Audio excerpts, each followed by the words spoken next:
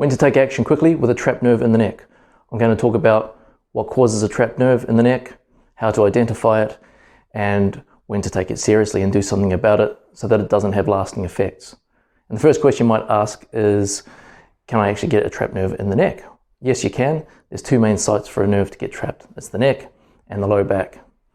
A nerve can get trapped primarily, the main reason, from a bulging or protruding disc, commonly referred to as a slipped disc.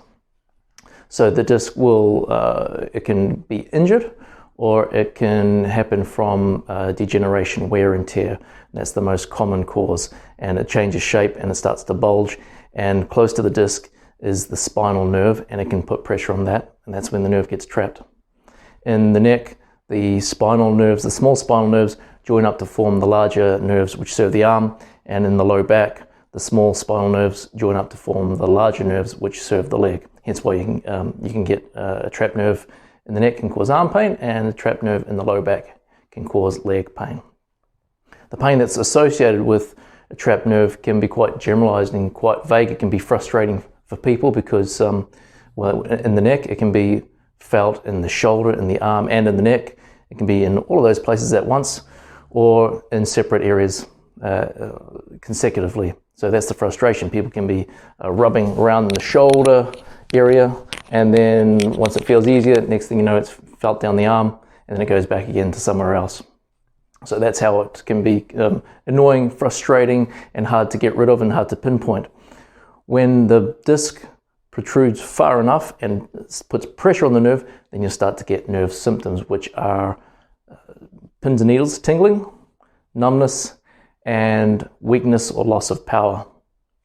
The weakness and loss of power can tend to be noticed initially as often in dexterity, so like using a pen, it can be harder to write. You're noticing that doesn't come as easy as it ought to, or using a set of keys.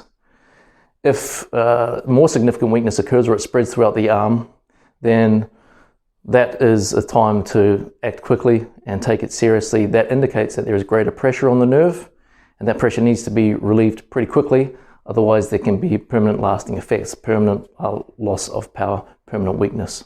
That usually means surgery. Now, what I'd like to point out is that bulging discs, trapped nerve, they're common. The types of severe symptoms which I've just described are not so common, but it does happen, and it's useful to know about. And more importantly, you want to stop it from getting to that point, and you do so by having physiotherapy early, relieving pressure on the disc, working on the muscles and the nerves to restore flexibility to those, and to create the perfect environment for the disc to settle and heal, and for pain to go away sooner rather than later. I hope you found this video helpful, and if you knew someone else who would find it helpful, please do share it with them. Thanks for watching.